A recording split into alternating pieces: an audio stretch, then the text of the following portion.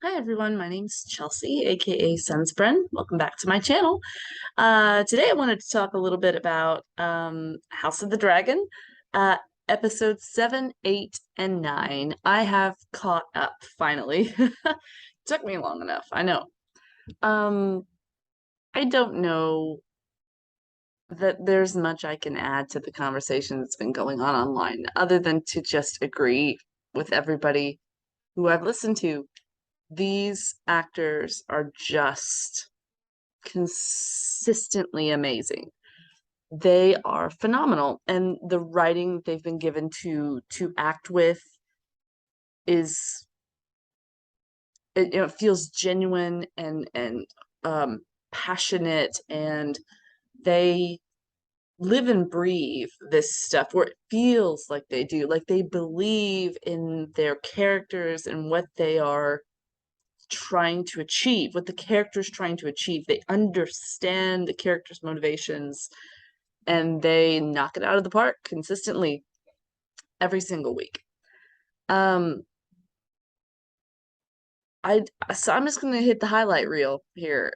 In episode 7, we had the funeral of Lena Valarian, and at this funeral, of course, we have um the sides meeting up again.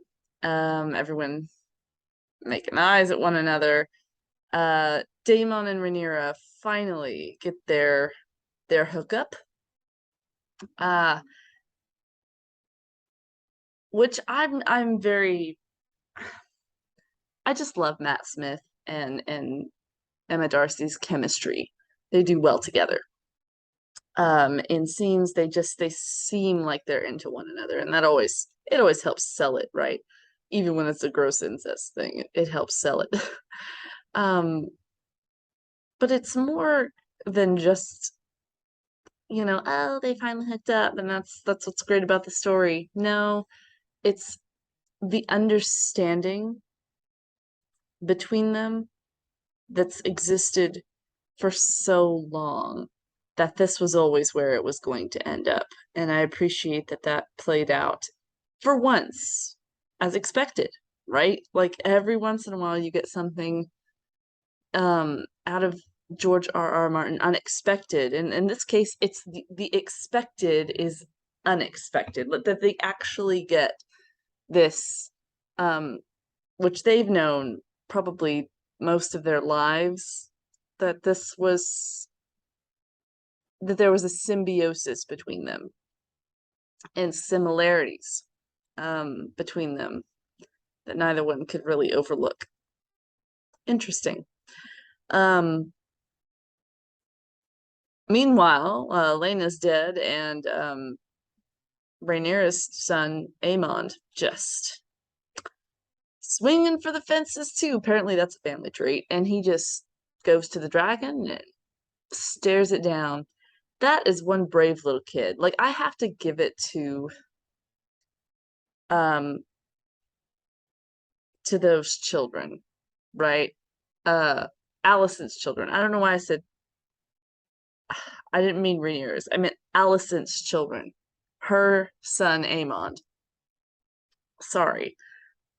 That goes after the dragon. That her For some reason her kids have balls.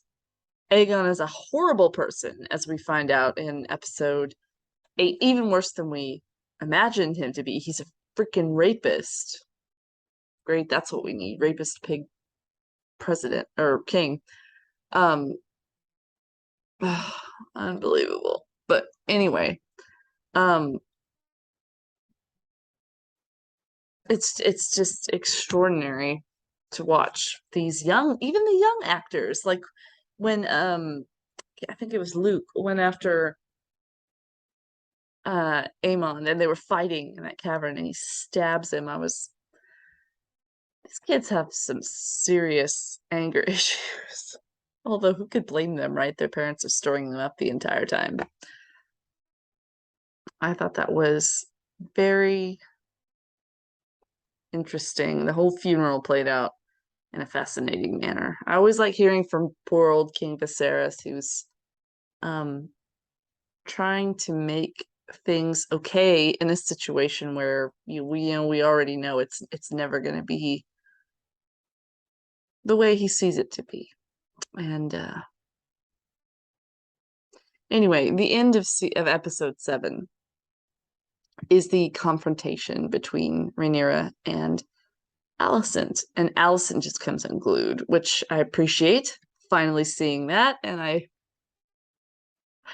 feel like all of us are Rhaenyra in some measure, right? Like, well, we all knew you were that way, so now everyone knows how you are. Now everyone can see you for what you really are. But that's not entirely true.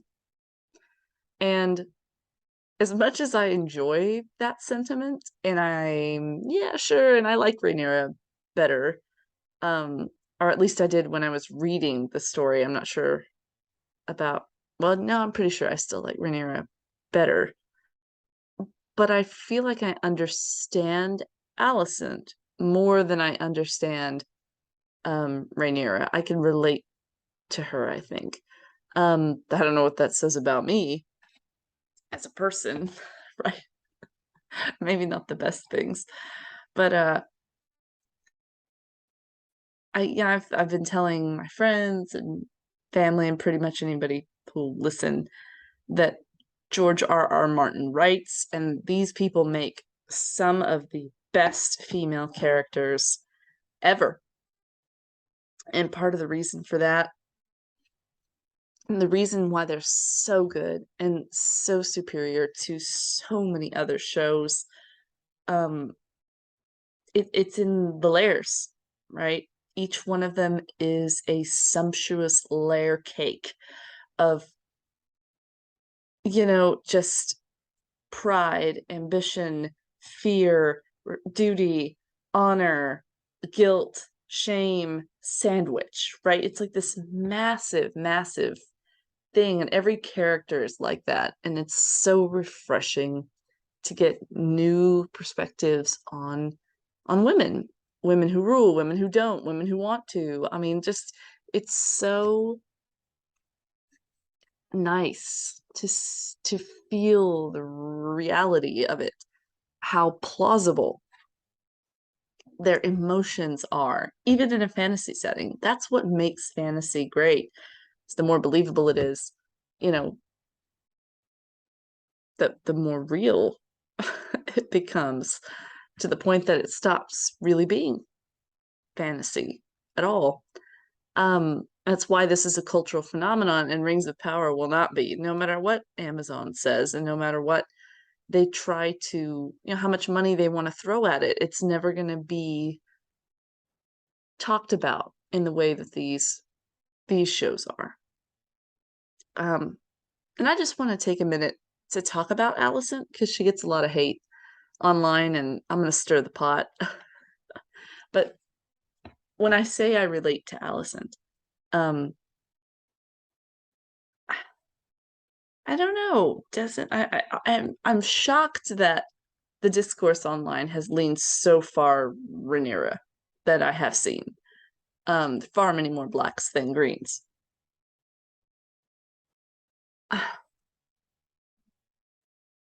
I count myself still really among the blacks, but as far as the greens are concerned, Alicent Hightower is a tragic character. Did she really does see this as her suffering that she has suffered at Rhaenyra's hands. And I know that everyone's going to say, well, Alicent married her father and then, like, seduced him and all that. Well, kind of. More like Otto put her in the right place, knowing that someone young and beautiful and kind would be just what the doctor ordered for the widower king.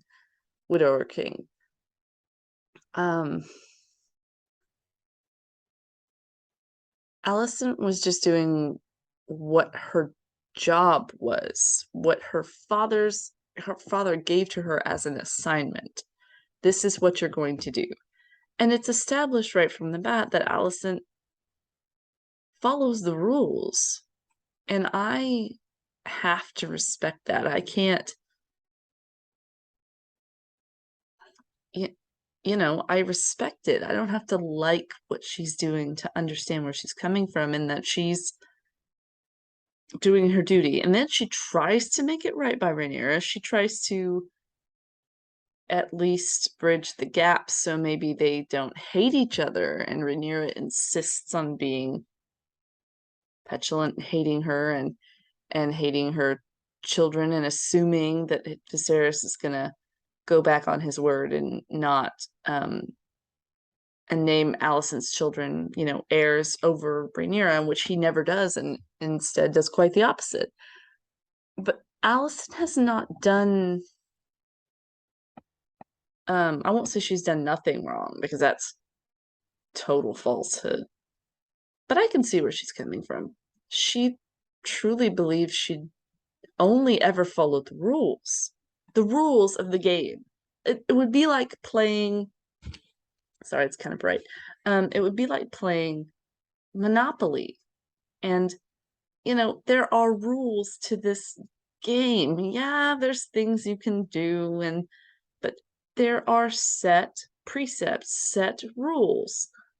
And the more Allison wins, the more rules Rhaenyra decides to break and never gets punished for it. Allison steps one toe out of line with the king and gets punished for it. She insists later that Rhaenyra's children are bastards, which or implies heavily, which they are. And it's not wrong of her to call a spade because she's trying to play by the rules of human decency and the rules really of the court. She didn't invent this game or these rules. She was raised within it. So for her, the structure is something she understands. What she doesn't understand is how Rhaenyra can get away with goddamn anything and be defended for it in every single circumstance. And I can't help but relate to that. To say, yeah, it sucks to be somebody who feels like they've played the game with all the rules they knew and understood and still got screwed because somebody just decided they weren't going to play. Well, I can see why a civil war is coming because you can't do that. It's like swearing you're going to uphold the law with one hand and then just ignoring it with the other. It's asking people to accept lies as truth because you're royal and you willed it to be so. Because you have cool blonde hair and your last name's Targaryen, you can do whatever you want. And that would grate on me too if I was anybody but a Targaryen. I feel for Allison. I mean, her son gets his fucking eye cut out, like, or gouged. He loses his eye, and nothing happens to Rhaenyra. Nothing. I would have a very hard time with that. And when Allison snaps, I'm like, it was gonna happen sooner or later. It was beautiful to watch these actresses. Olivia Cook, I think her name is, that plays Allison, is spectacular in that confrontation scene. She's trembling, she grabs that knife and she goes for Rhaenyra. And I went, I understand what it's like to be the one who, with the pent up anger and frustration and the rage, more than anything else, the feeling of neglect that everybody else can get away with anything except you. And you have to pay for everything. You pay for your, you're supportive of everything that you are told you need to be supportive of, and it doesn't matter. It's never enough. You following the rules and doing what you're supposed to do and doing the so-called right thing is never enough, and it never grants you what you actually want. Because it just doesn't. And that's it. She doesn't accept it as many people do. She doesn't just roll over and go, oh well, I guess it just didn't work out. No, it's not in her nature. Her nature is to make it work. And she's made it work in every, marrying somebody 3 times her age, having his children, uh, at a very young age, assuming, being queen, being, uh, you know, moved around as a chess piece by her father. She survived all of it. And, the moment she tries to exercise any autonomy whatsoever, or any real authority, or just point out the obvious, she's made to lie. Well, yeah, sure, Rhaenyra, those kids are Laenor's all right. Of course they're not. Um, do I think she's right? No. I think if she were able to let it go, and she should have just let her son marry, or her daughter marry one of Rhaenyra's sons, and that would have ended that. Whatever that agreement was that Rhaenyra pitched would have been ideal. But she was too stubborn to take it because she didn't want to accept the lie. And it's sad because Allison just pulled into a web of lies by Laris, and her father. And frankly, she lies. In the end, the tragedy of Allison just probably that she lies to herself, right? Skipping ahead here, spoilers for 9, obviously 7, 8, 9.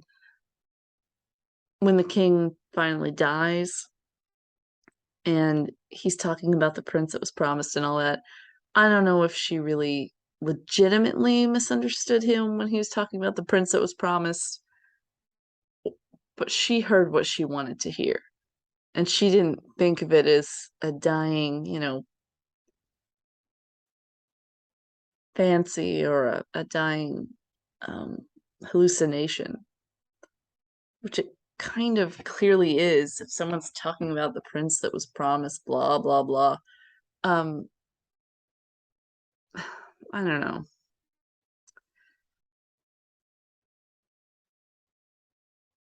She's in the right and in the wrong quite often. But I don't fault Rhaenyra for being Rhaenyra either. I think she's just a badass. And, you know, she was named heir, period. Her father said it over and over again. I think about how many things that would have gone differently had Rhaenyra been queen. Not that she would have been the best queen, particularly with Daemon. They're a little bit dangerous as a couple, but, you know,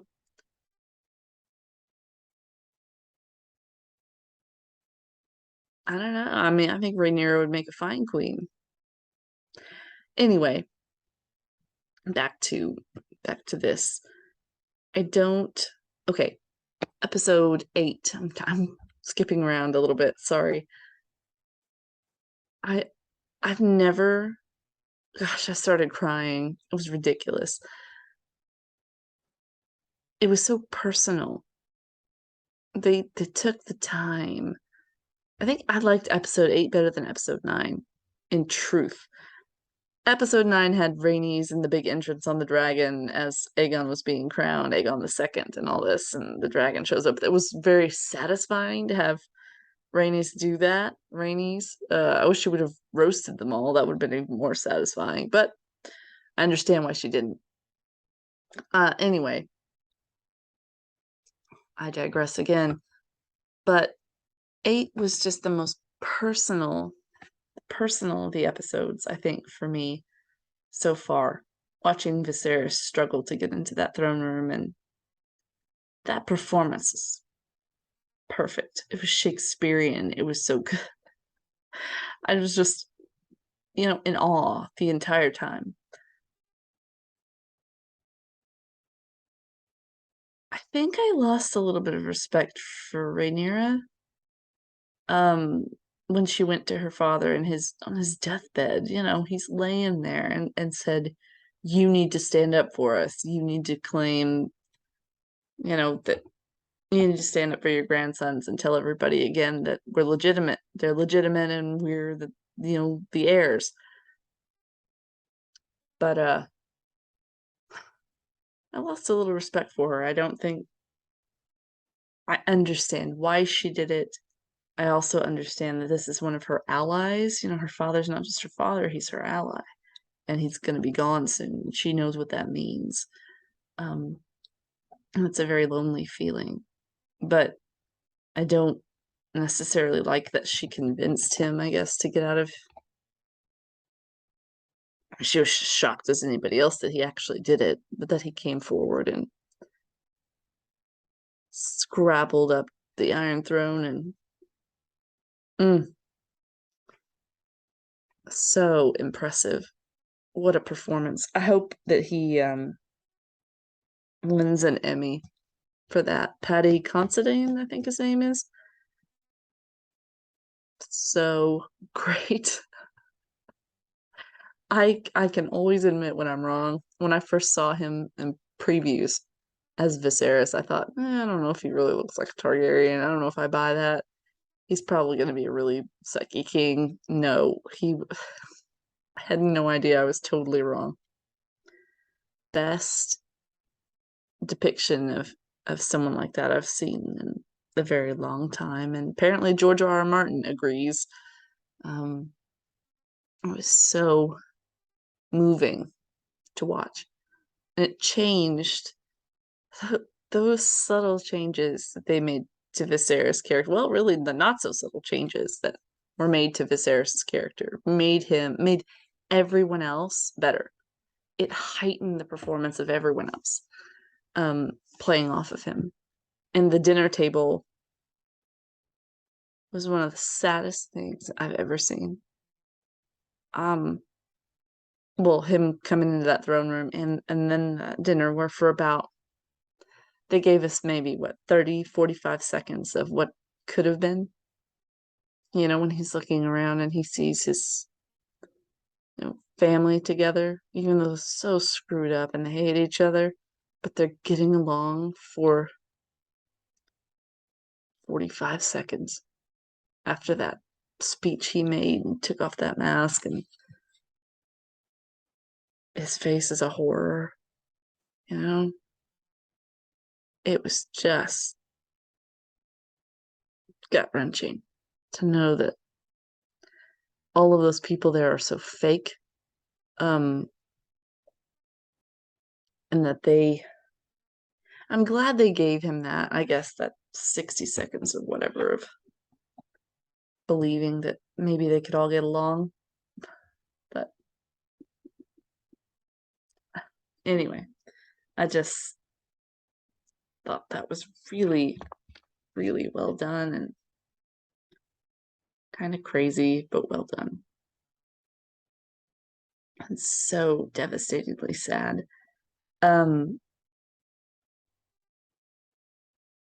It's just heightened everyone else. And Daemon, God, helping him up to the throne, putting the crown on its head. And Daemon's face, tells an entire story without them even having to give him words to say.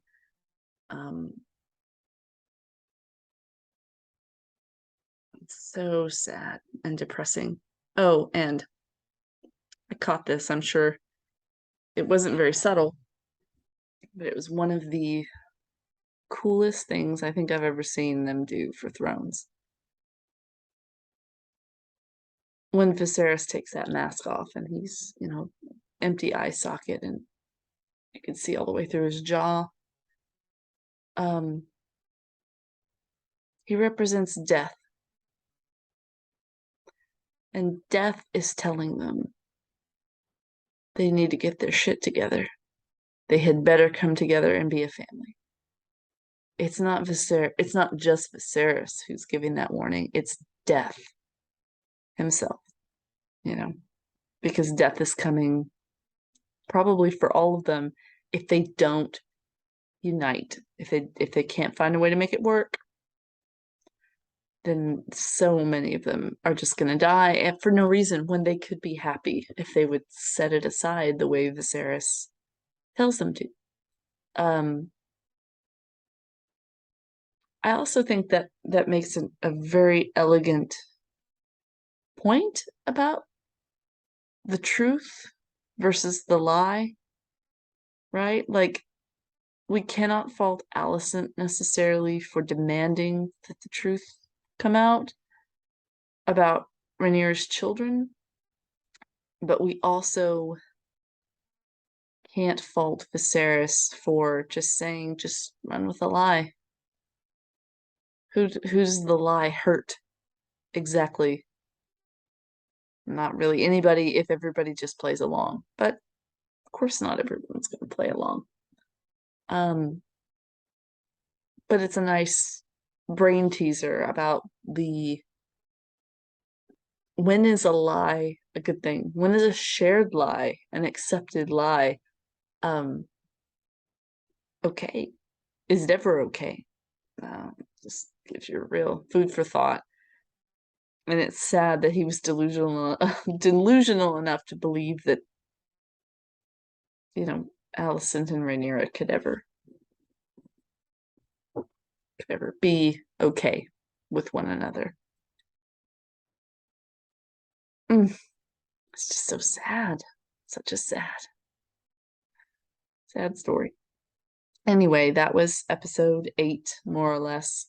And 9 was mostly fluff about the king's death, keeping it a secret, going to find Aegon, who's a little shit, locking Rhaenys, queen who never was, away while all this is going on. Big mistake. And of course, Aegon being anointed and crowned, and Rhaenys crashing her dragon into the proceedings.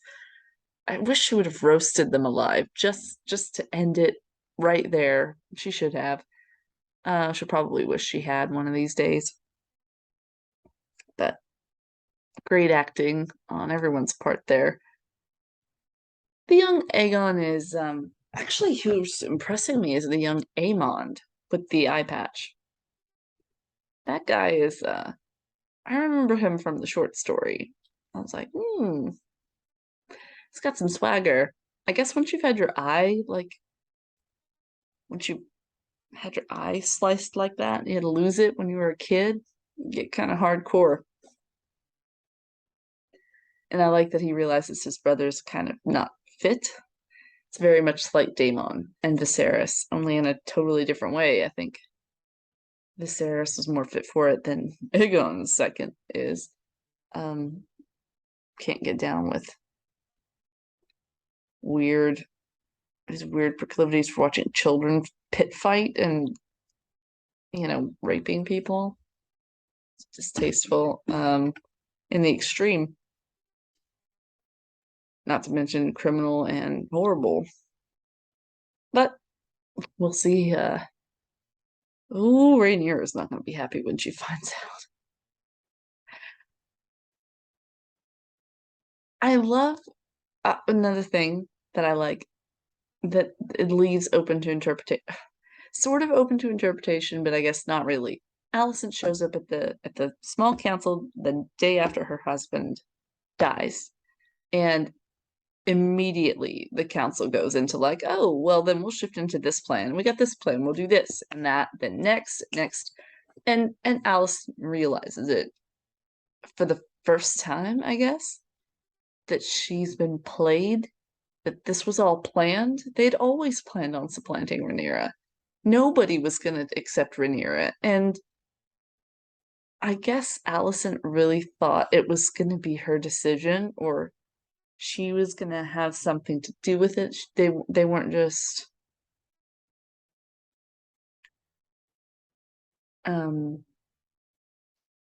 pawns in the game, and it is a lot like what Rhaenys said, that it's not that you want to get out of a prison, you just want to make a little window in your cell, kind of. Not necessarily for like the feminist reasons she's saying, but I get what she means about Alicent. Alicent is kind of dilutes herself. She wants to believe that she's more righteous than everyone else, but she really isn't any better. She's better in some respects, but worse in others. I mean, she doesn't even raise her children very well. She has these children. She doesn't give a crap about them. Um, not really.